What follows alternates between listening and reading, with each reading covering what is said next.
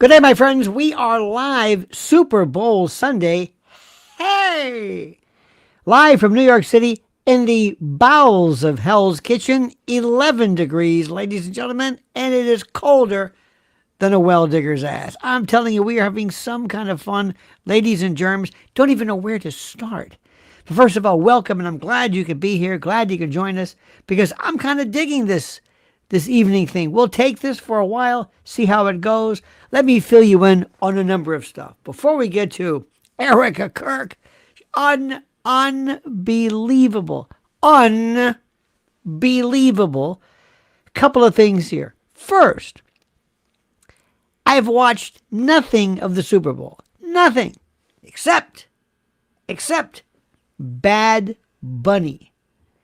The biggest piece of shit, pardon my French, but that's a term of art, POS, in the history of mankind. I had to watch it, and I'm looking at Mrs. L like, what is this? Now, I'm pretty good at extrapolating something artful. I can see a lot of good things. I might say, hey, that's kind of an interesting, maybe. But this, oh no, this was so stupid.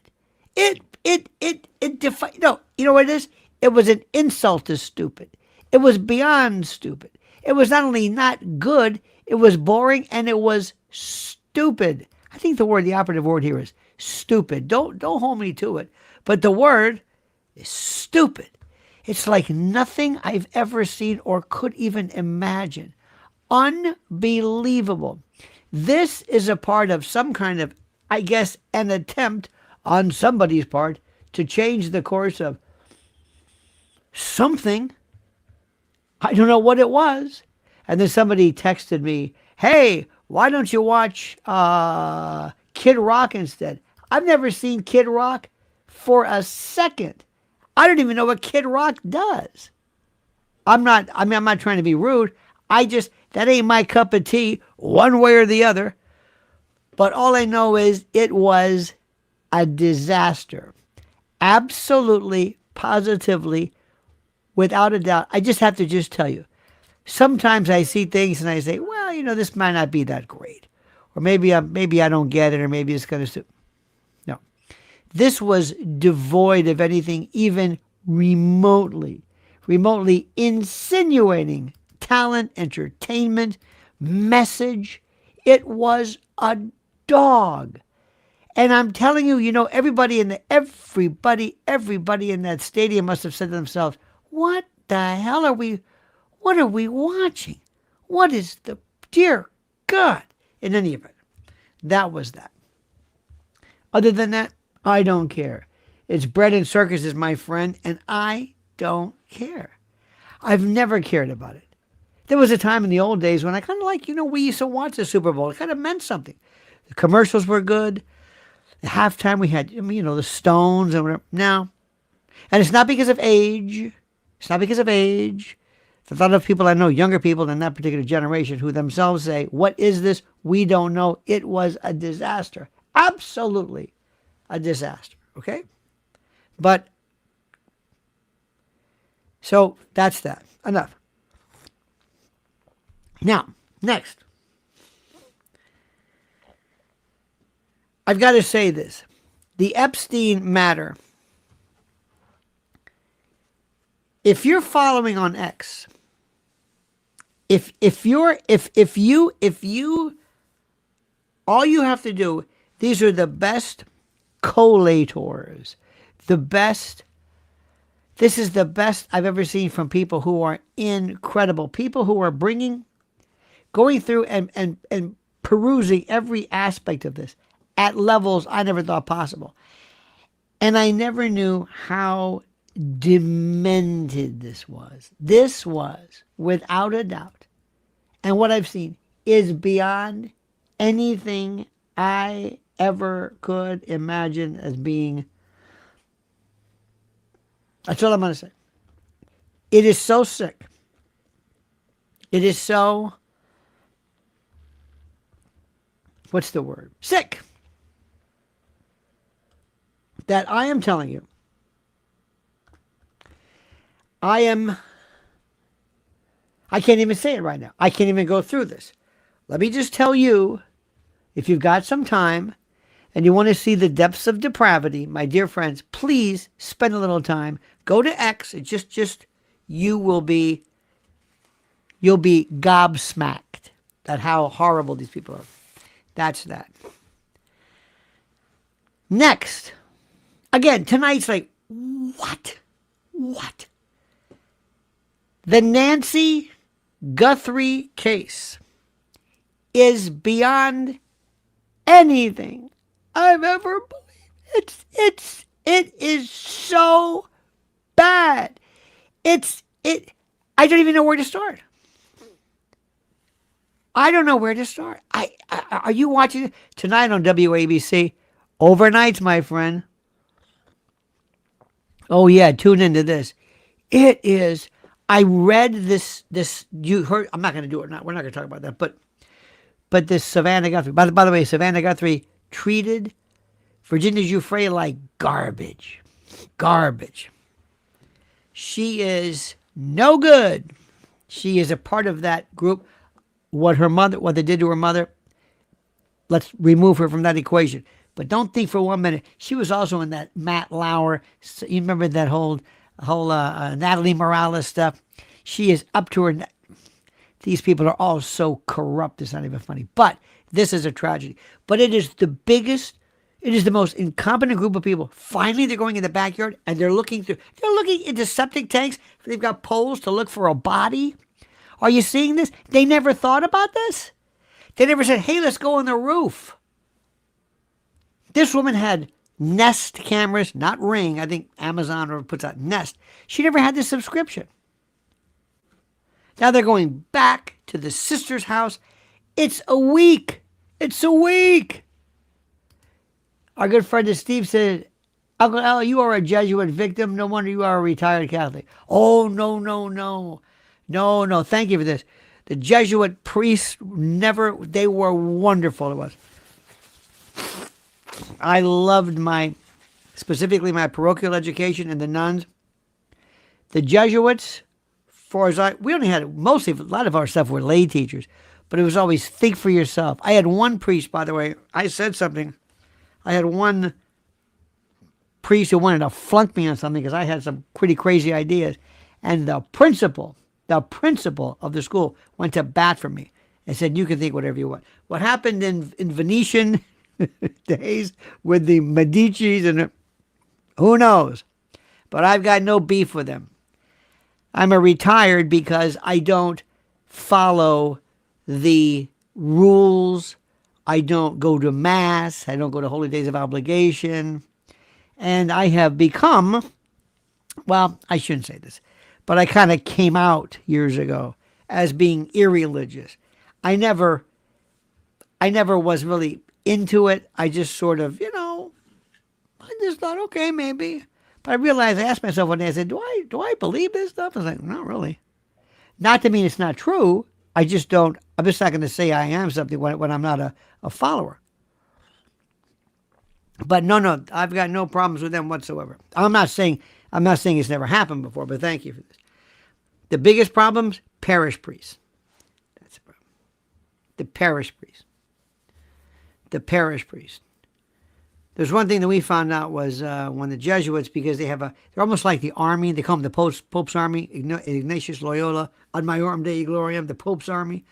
They were more like military, and they could move people and zap you, and so in my entire time at Jesuit High School in Tampa, we never even heard of anybody, never. And I'm not being an apologist; it's just the truth. I'd tell you if it was the opposite. But anyway, thank you very much. So, but this Guthrie case, how about this? How about this stupid sheriff who's at a basketball game? This is the biggest case of his life. He's at a basketball. Now let's talk about the best one, Erika Kirk. My friend, is there anybody today who has changed their mind and said, you know what? I've done her wrong. I had her all wrong. She is a delight. She's an honest, sincere young lady who has nothing but the best interests of TPUSA and Charlie's legacy at heart. She has absolutely no indication whatsoever of who might have been involved in his dispatch. I've never seen there being any evidence that maybe she was involved in anything. But is there anyone here who has come along and said, you know what, she's really something. She had it right the whole time? No. And what about the latest with the 15-year-old girl? The texting. Have you seen this? Have you seen this stuff? Are you asking yourself, what is happening? What is this about? What is this about? Doesn't it just blow your mind? I'm seeing things right now, and I swear to you, I'm asking myself, is there any end to this? Can I believe anybody? Is there anybody I can believe? Is there anybody I can believe? Erika Kirk caught texting or sexting a 50. I don't know about sexting. Let me explain something. A couple of things here, my friends. And please, I'm rather excited, first of all, being with you, which is always a good thing. When there are people I know who are a little bit quick to say, if you are texting or sexting, first of all, a child, it is not right for an adult to be doing that to a child. First of all, just the way it looks. Just the way it looks. Kids are special. Stay away. Stay away. Today, I would advise everybody, if you're a parent, no sleepovers. Don't let your kid go to a sleepover. Don't let your kid go to a camp. Don't let anybody over at your home. Because the first time somebody comes along and says, you know, Mr. So-and-so was acting weird, they will take the kid's word. I have seen this, up front. Sorry to say it, but it's true. But anybody who is on a line, talking to texting a kid, what is the matter with these people? What is the matter with these people? How stupid are you? What is going on with this stuff? Stay away from them, especially kids who are looking to you as some kind of a father figure, mother figure, leader.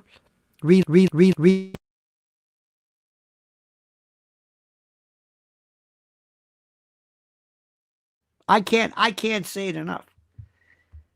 There is something so strange here. And I also know, and you know, they're uncovering everything on Erika Kirk. You know what she's like? Anybody here remember Dynasty? Remember Dynasty? With, whatever. You know who I'm talking about. Linda Evans and whatever, the old broad. I can't think. Remember that one? Remember how we watched it every year, every week? I didn't really watch it when it was on. But years later, it might have been during COVID, I don't know. We're watching these stupid shows. And that was one of the best shows ever. Alexis or whatever. Joan Collins, thank you. Remember how you loved the characters of the kind of like the conniving bitch. You know what I mean? The one that nobody could trust. The one that you knew was, Joan Collins. There's this. Well, this is watching. Thank you, Big Dickie. He says, I knew you were goons. Hang on a minute. Let me get this right. I knew you were goons. Do the soaps. Love you. I knew you were goons. Do the soaps. Okay. Thank you. By the way, soaps in the old days, they were something. They don't really have them anymore. But just to follow the plot line was incredible. But anyway, remember when there was this kind of like Cruella de Vil, the evil stepmother, the one who you read right through. That's this Erika Kirk. And the new thing is, they're coming forth and they're saying, well, she wasn't invited to Charlie's wedding. I don't even know if it's true that she's jealous. Look, let me explain something to you. This woman is so phony. Did you see recently, after she was talking about her husband had died? Her husband had died, okay? And at one particular point, she was saying on one clip that what kept her up at night, what made her weep, I'm thinking, yeah, this has got to be good. What? What, pray tell? What kept you up at night? What? What wasn't? She said, the way we treat Israel. What? That's your concern? No, I'm not. Please. With all that's going on, that'd be like saying climate change or. And this is where people say, if this broad ain't being paid off, nobody is. Who would say that?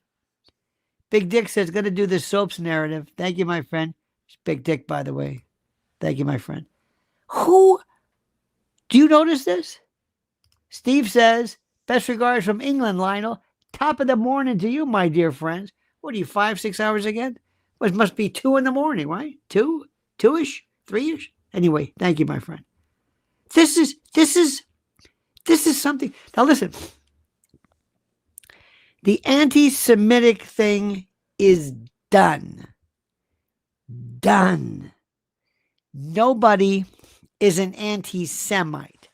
There might be somebody. I haven't met him. I've not met anybody who basically has blood in their eye for Judaism. Maybe they're there. Maybe they're there. Problems that you have with AIPAC or with not just a lobbying group, but a lobbying group where we're spending billions of dollars does not, this is axiomatic. This does not make you anti-Semitic. Okay, fine. What's interesting to note is that we're past that. That's over with. And she's still with this narrative. Is she on the payroll? Speaking of payrolls, go back and look through X. Go back all of the folks. Remember the day they were at the White House? All of the influencers holding up their binders, the Epstein tranche, level 1 or whatever this was. And by the way, please like this. Thank you very much, Rick. Thank you, my friends. Thank you for please like this. I don't want to keep busting here, but it helps a lot. Anyway, during the first tranche, I like saying that, the first tranche, did you see what it was? Of all those people, anybody talking about Epstein now? Nope. Simon says, how long is this circus going to last? I'm from Quebec, and it's a disgrace that the murder was solved online and not through the law. Merci, Lionel, and thank you, and God bless you and our great brothers and sisters north of the border. I wish you nothing but the best. Thank God you got rid of Trudeau. Let's see if this new fella, I couldn't believe it. Canada and Australia, 2 hotbeds for the complete destruction of civil liberties and freedom in any event. All I know is simply this, and there are some things I know, that the story, the absolute story, is the most ridiculous, the most absurd story about this narrative involving the particular, the death of Charlie. They're not even talking about it. They're not even talking about it. And she wants to put this through speedy trial. She wants to use her input as a victim to increase the case through a speedy trial, or to increase the celerity of it, which means she wants to be done with it.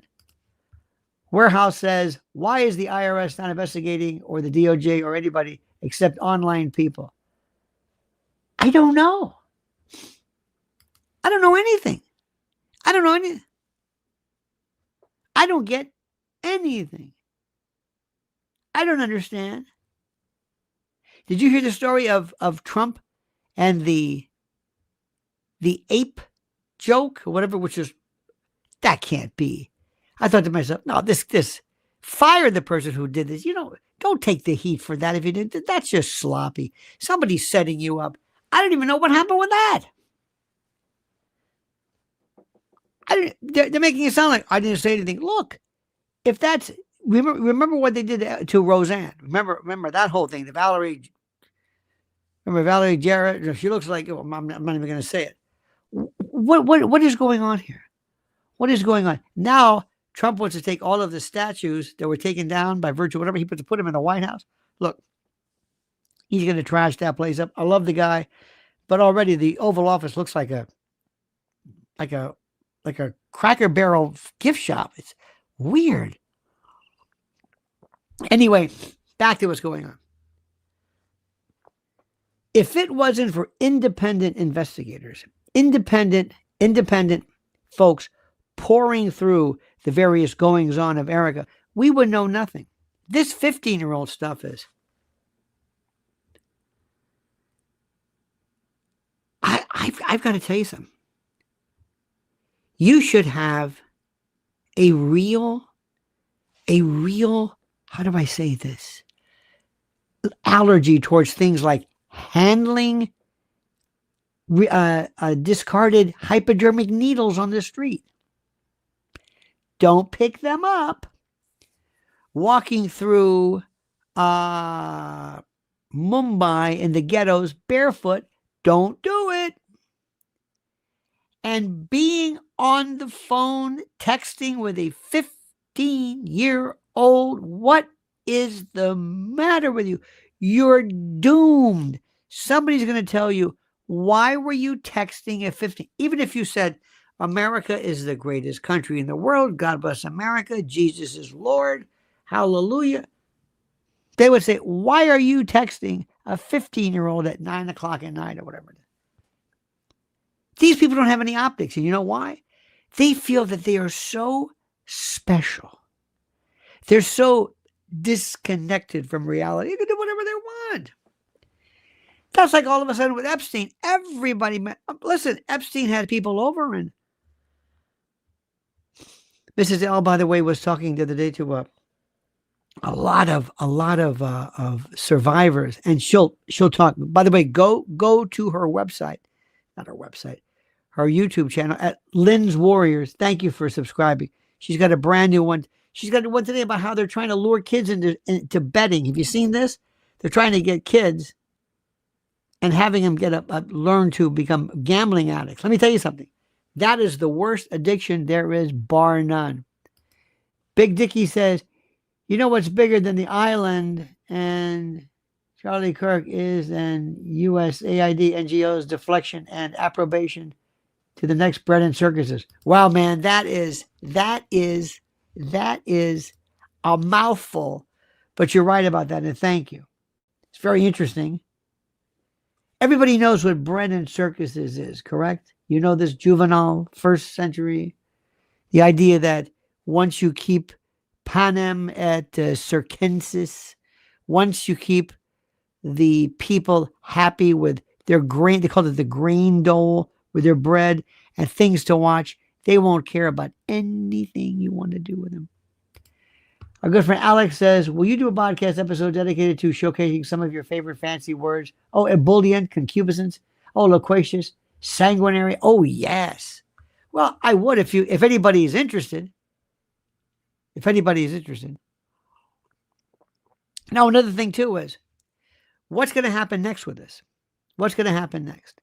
First, what Candace Owens is doing is still the best. And how do I say this? Sometimes we need other people to highlight, but I may be in the minority here, but I really don't need other people. They're very good, though. By the way, they're very good. But I'm pointing you to her. I'm pointing you to her. I don't have independent analyses. I don't go through the paperwork of TPUSA and others. I don't. In fact, I'd stay away from that if you don't know what the hell you're talking about, because then you're really getting into some really nasty stuff. And also, when you talk about Erika perhaps texting somebody, which is what's being alleged here, don't call her a pedo. Don't go. Don't jump. You don't have to say that. You don't have to say it. Just tell me what happened. Let me work the magic. That's all that there is. There's something that happens. Let me also tell you something. And I'm going to say this a little bit different. And this is not about Erika per se, but something that I've known. When you live in a world where you are loved, I don't think anybody really understands what it's like. There might be people, you might, for example, be loved, liked. You might be attractive. You might have been popular. But when you're at the level of Charlie Kirk, and I guess by derivative matters, his wife, it's very heady. Bill Barr has all the answers. Well, Bill Barr was the one who said that it was self-harm. So did Bongino, and so did Kash Patel. And by the way, I haven't seen Kash Patel in Tucson. Please, Kash, stay away. There's a meme, by the way, of Milli Vanilli that is so good. Go on X and what? It's phenomenal. It's Bongino and it's brilliant stuff. Anyway, but when you're in the position where you are loved and you are respected, and you walk out onto a platform, and people just don't. I mean, you are like God to them. Do you know what that is? Do you know what that does to people? Do you know how heady that is? It's an aphrodisiac. Because it's one thing for people to say, you're beautiful.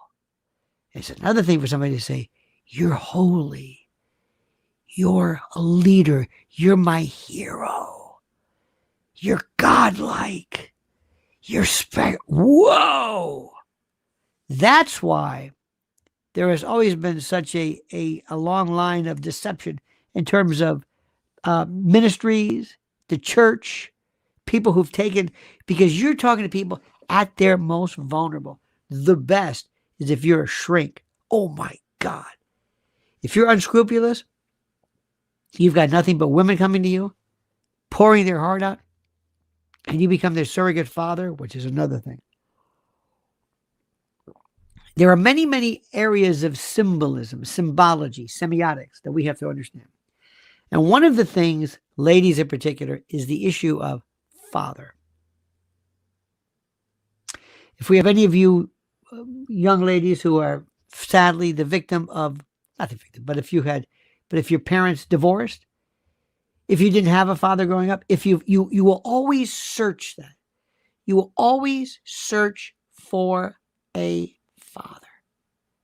You will always want the father. It means something to you. You've never had it.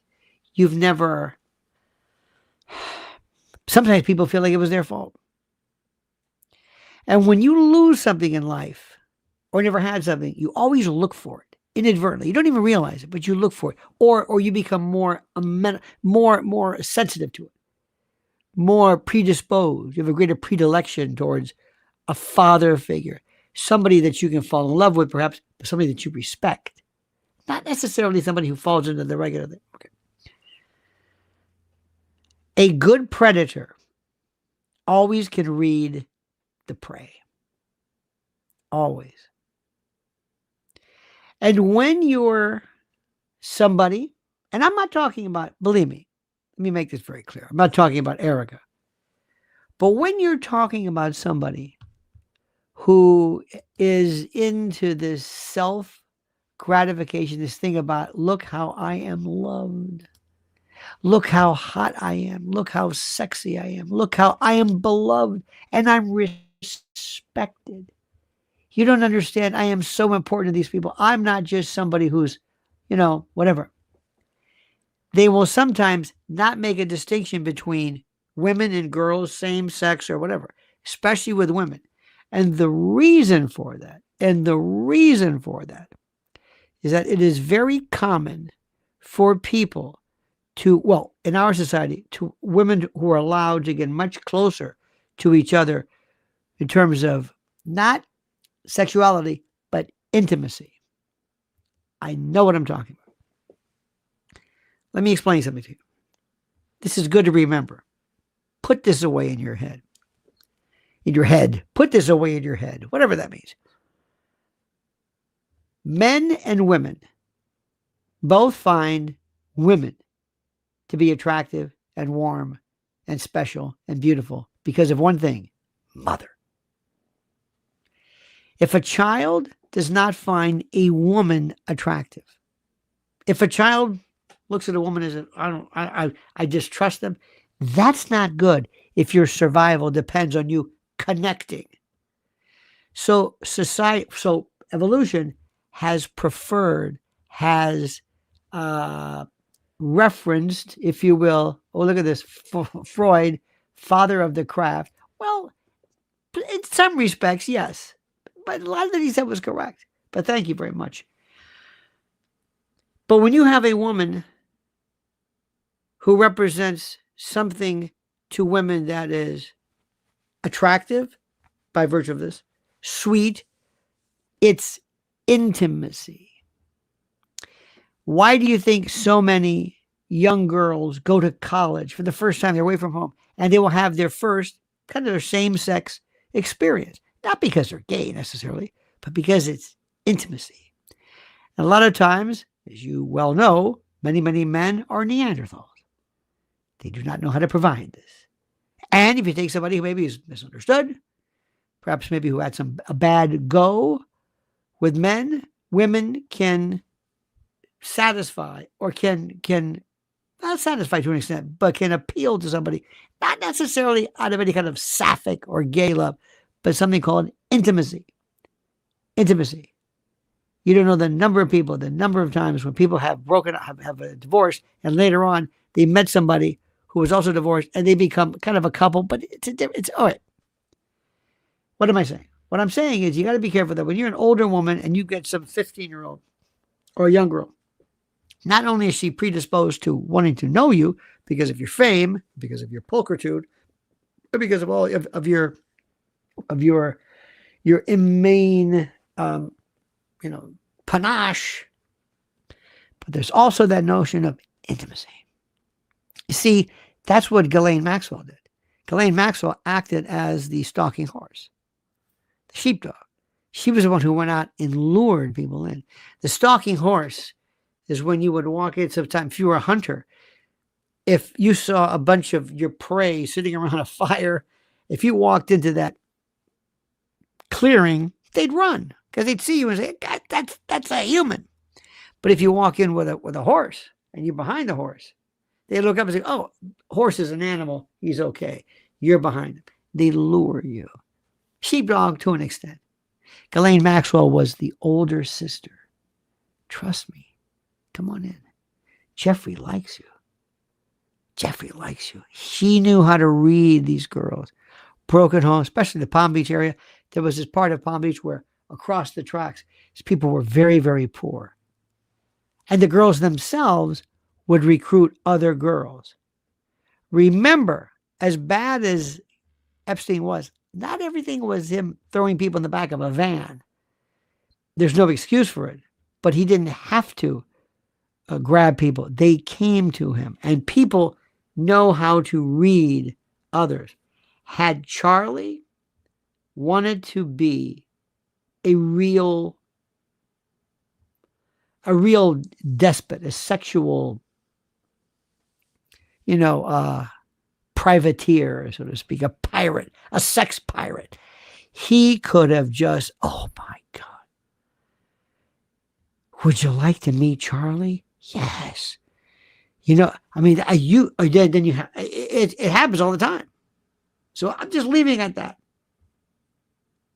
But you, like most of us, we don't have this.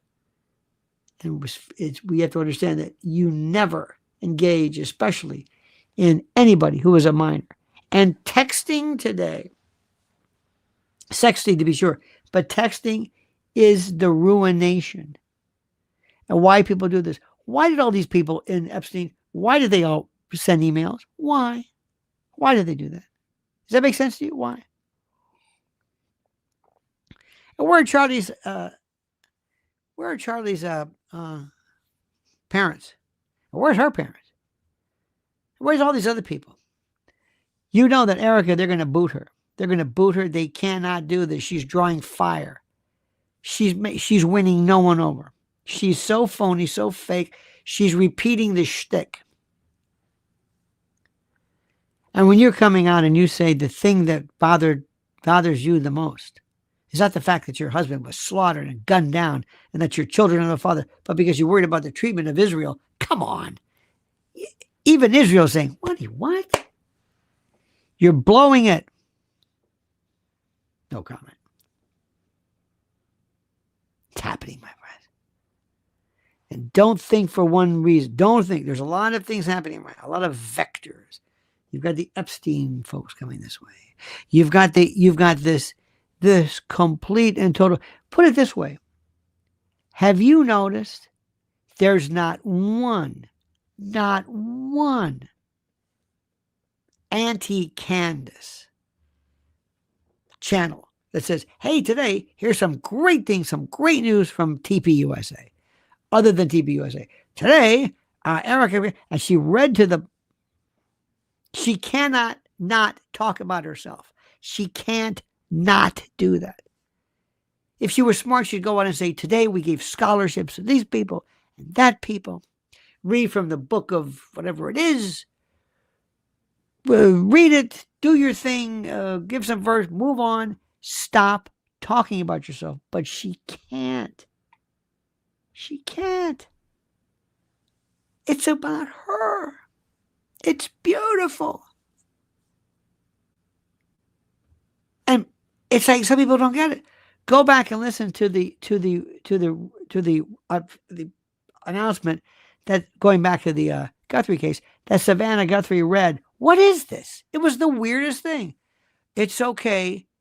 We want to move forward. It sounds like bring back the body. It's bizarre. Candace Book Club, Sigmund Freud and Jewish mystical tradition. Very interesting, very fascinating. Very fascinating.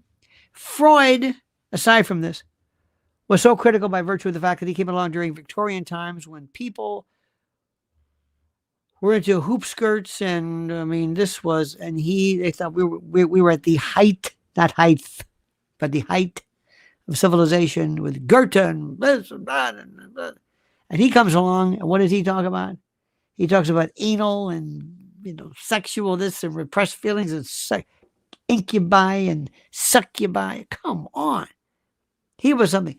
To an extent, he's very, very good. To an extent, but there is a lot to be said, remember, for reading about the history of Judaism and also Christianity and religion in and of itself. To look at the themes, the references about how there's these modalities that come about. It's a fascinating subject.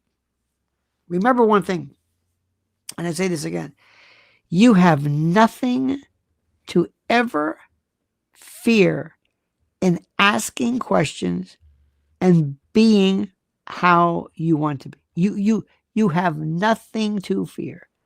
Nothing. Now today, I hope you saw my video this morning. My question is, could Charlie be alive today? Could Charlie Kirk right now be alive? Meaning that either he survived an attempted assassination or it was contrived, one of the others. Could he be alive today? Could he? Could he be? Question is this. I'm not asking a question. Somebody says, Charlie is dead. Come on. I'm asking a question. I'm asking a question.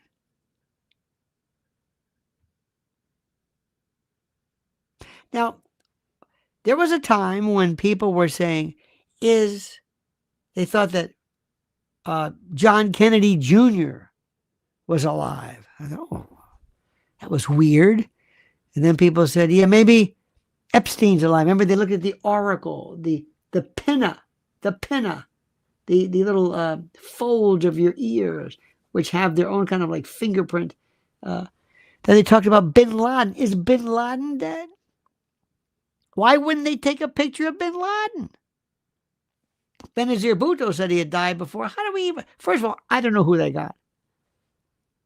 But here's my question. How do you know he's dead? I'm going to put you on the stand. State your name for the record.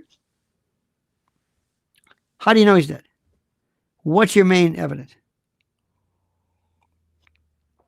What's your main evidence? Do you know what happens when people go into witness protection programs and they disappear? Do you understand this? Do you recognize this? What is the story? When people go into witness protection program, you'd be surprised. All of a sudden, what video did you see? What video? No, I'm saying, do you believe this? That was it. Now, there are people who say, I was there. There's a death certificate. There's always a death certificate. There's always going to be there. Do you believe that if there was, I'm asking you a very simple question. I don't want people to get upset by this. By the way, Big Dick says, Freud wasn't the problem. It was those that malign the after. There's a YouTube commercial tracing this psychical manipulation. Freud, by the way, thank you. Freud has some very good stuff to say. Not all of it, but let me ask you a question. They wondered about Hitler being, remember that one? Did they get him? Bin Laden? What about Saddam Hussein? How do you know this? Well, because people couldn't keep this secret. Really? Think about this. This is one of those things that you got to ask, and you might say to yourself, well, I'm only saying that if he wasn't, I mean, it sure looked like it.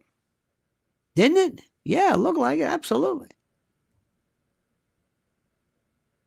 But here's the question.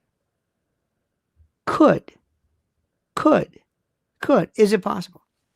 I want you to answer my question. Don't just say, oh, come on.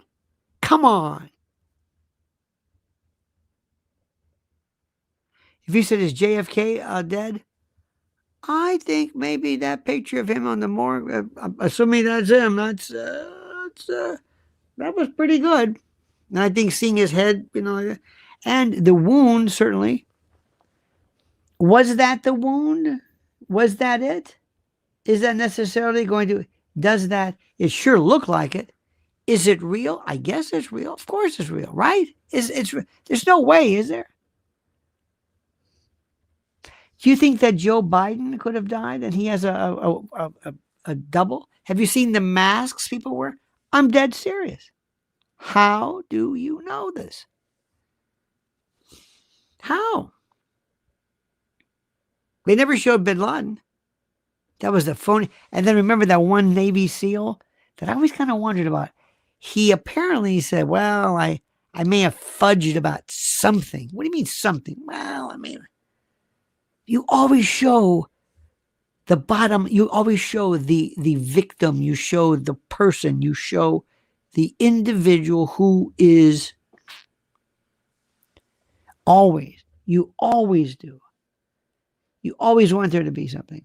Elizabeth Kubler-Ross, in her book On Death and Dying, said that it is critical, absolutely critical, for people to understand that at the time of Vietnam, whenever somebody is, if a loved one is gone, whatever you have left, bring it back. If it's a bone, there has to be that word closure. There has to be, because if you don't, people will start to imagine, well, maybe he's not dead. Maybe he's in a jungle. And then they'll start to become almost psychotic over that. There are some things we can use Like, I believe that George Washington is dead. I think you can say almost axiomatically he's dead. No body, no proof. Hang on, no body, no proven means, no motive, opportunity. That's, by the way, you know that. Thank you. That's all that detective talk. I guess. I always thought to myself, you know, these are the things that you have to ask yourself. And when you speak, there was that famous FBI. And by the way, I would put my if I had to bet, I'd say put money on him being dead. I think it's far more rational. However, is it possible? Yeah, absolutely. Is it possible that we never landed on the moon? Yes or no? Is it possible? Is it possible that we never landed on the moon? I don't know what they did. They went up. They did something. That. Did you ever see this? There's one picture. Go to my Twitter at Lionel Media, where they looked at this lem that came back and was used again. It's the funniest thing. I mean, it's so thin. Do you believe it's possible? Do you know how many people it would take to keep this quiet? Do you not understand the number of people it would have taken to keep it quiet? What's the matter with you? You're sick. You're demented. Don't you understand the number of people that required for you to... Really? The Manhattan Project had 100 and something thousand people. Many of them, they weren't even sure what they were doing, but they were there. They knew it was something. They always want you to believe that people just don't keep their mouth shut. That people just don't keep their mouth shut. Or that people just cannot swear allegiance. Do we know yet where they buried Charlie? I don't know. Maybe you could tell me. I don't know. What about the fact, do you think that maybe there's I hope that during the defense, they turn over all of the forensics, all the medical examiner, all the point of entry, all the stuff that this Tyler Robinson is going to need to at least pursue a defense. I want to see what happened. I want to see. How do you know somebody else didn't shoot him? How do you know that there was not another shooter? He didn't get a round off it, nothing. How do you know anything? How do you know they didn't tell Tyler Robinson, you better keep your mouth shut because you got your family to think about? Okay? So watch what you say. Okay? You know what's good for you. It's what they did. It's what David Berkowitz, what Maury Terry told me they did it. How do you know what you know? Where is it? Where is where? Now people could say, well, you know, we don't get to see everybody who's dead. It's true. True. But somebody this big, the bigger the story, the less likely you're going to be asking questions. All I want you to do is just ask yourself, is it possible? Do you know what it's a phenomenal story. See, that's the part that I think is so fascinating. Is how I talk about this all the time. How do you know what you know? How do you know what you know? It's called the epistemology of something. How do you know about this? Imagine, as I said, imagine for a moment that the greatest trick, and this is so interesting to me, and I love this stuff, but just imagine, and I talked about it today. I hope you saw the video. Imagine, let me make sure you see this one, because I think it's very good. And what's great about it is that people say, oh, come on. That's the best stuff. Whenever you say to me, oh, come on, I'm thinking, yeah, that's what I like. Yeah. That's the, oh, come on thing. Because that means I've got your attention. Here's the link. And please watch it at your convenience. I think it's very good. But I gave it a lot of thought and spent some time thinking about this, and I wanted you to think about it as well. But I want you to imagine this. Ask yourself a very simple question. How could this have, how could they? Let's assume your job was to pull this off. How would you do it? What would you say? And that's why I was trying to bring the fact that the greatest, imagine that the greatest trick modern government or power ever pulled wasn't convincing people of a lie, but convincing them that certain possibilities are so outrageous and impossible, they're not even worth examining. In a future shaped by technology you can't imagine, think actual visual AI, but biotechnology, artificial intelligence, total informational control, death and identity might very well become far more kind of flexible than we ever imagined. I'm not accusing anybody of anything about any real individual. It's a science fiction thought experiment about how easily our, I guess, assumptions can be manipulated. Look, we already live in an age where faces can be digitally altered in real time, voices can be cloned, entire video performances can be synthesized from fragments, little pieces of data. Now project that technology forward several decades. Add surgical techniques that could restructure bone, alter skin texture, reshape biometric markers, add genetic therapies like epigenetics and the like that can subtly change their hair patterns. Jamie says, it would go against everything Charlie Kirk believed. He would never let an innocent man sit in prison and possibly die if he were alive. Interesting that you say that. Interesting that you say that. But then again, by the way, thank you. It's a great point. But then again, if there's something bigger, or if he perhaps can be acquitted, he might have been involved in something. How did Charlie ever, speaking about going against his way of thinking, marry a woman like Erika, who, by the way, should have stayed home and been a mom, which is what he said. But it's a very good point, though. But what about stuff today that can subtly change, hair patterns and aging processes, physical traits? None of this requires magic. It doesn't require any kind of special voodoo, just incremental progress along paths that are already visible, little by little. And in this world that may or may not exist, it would be technically possible for a public figure presumed dead to be given an entirely new appearance and identity. You don't think that's possible? The mechanics would not even be really the hardest part. The harder part would be managing the narrative, the storyline. Human beings rely on, shared stories and lore, to anchor themselves, their reality. It's almost like mythology. So when a major figure is declared dead, the public processes the event through, ritual and funereal media repetition, moirology, emotional closure. We go through this stuff.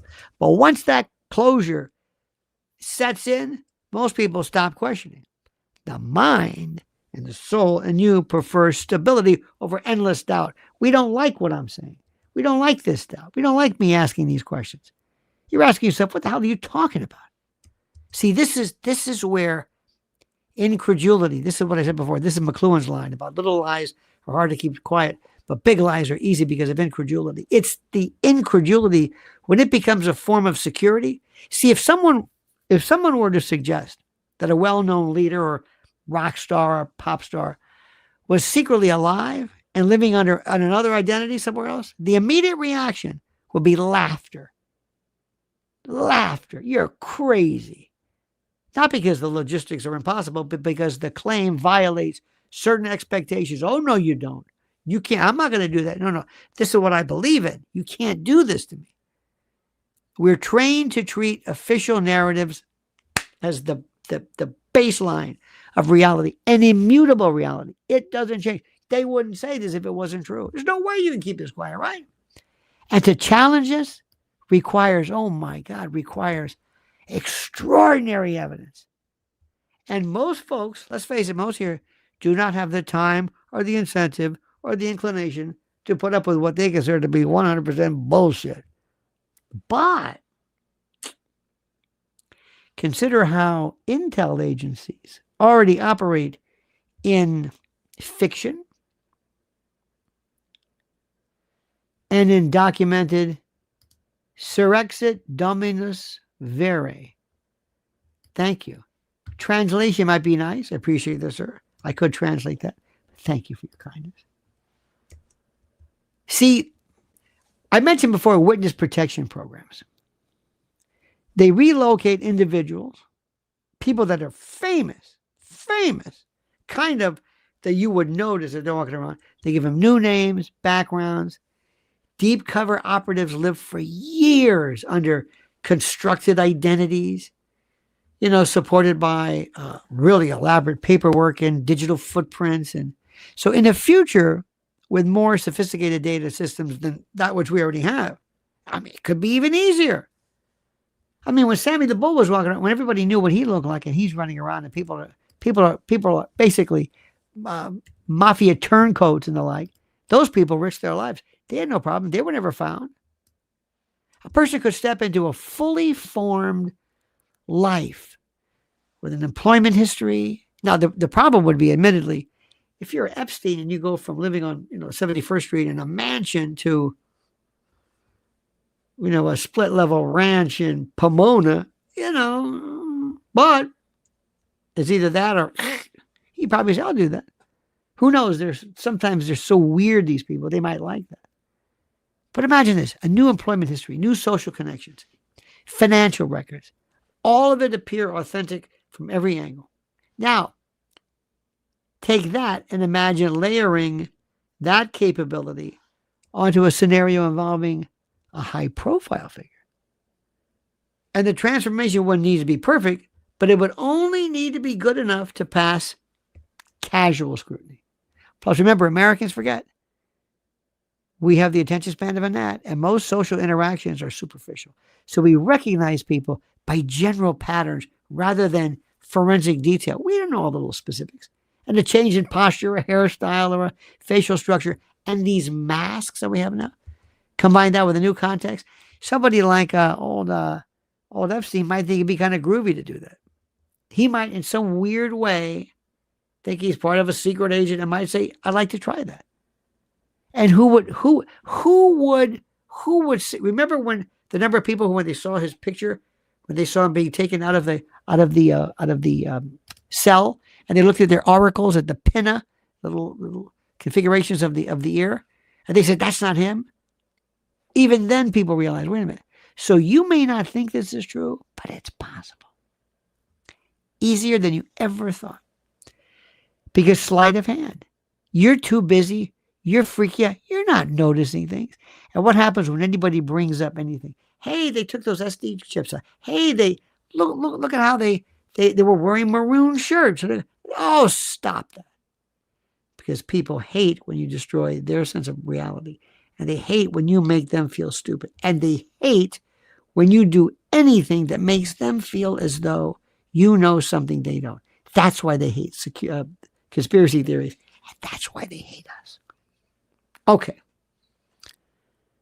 That's an hour, my friend. You've been so good. How about a big hand for yourself? Wasn't this fun? I like this. I like this time of night. I think you're kind of groove. It's a good time. It's a good. I'm going to be on WABC tonight, overnights, 1 to 5. Ooh, that's just like. Woo. Thank you for following us here at Lionel Nation. Thank you for following my wife at Lynn's Warriors. Watch her new video about how they're trying to addict kids to gambling. Watch this. And thank you for following us. Thank you for following us. Make sure you continue to follow us. Think about what we're doing. And your brilliance and your expertise and I love the way you think. I love so much about the way you think, and I love the way you put all of this into account and how you just are there always to lend support and lend a hand. You're a part of the family, a wonderful part of the family, and I thank you for this. I thank you for this. And the reason why I thank you for this is because of the fact that you just add so much. All right, my friends, thank you. Have a great and a glorious day. I'm going to have some questions for you afterwards in the comment section, in the afterwards section. Please join me. Join us. Your thoughts are terrific. We'll see you again tomorrow. By the way, right now it is 10 degrees in New York City with a minus level of whoever the hell you want to. Anyway, thank you. Thank you. I have no idea about the Super Bowl. I don't know if anybody won or lost. I have no idea. I just know I was with you on Super Bowl Sunday, and that's what mattered. Have a great time, my friends. Thank you so much. Until we meet again, remember the monkey's dead. The show's over. Sue you. Da-da.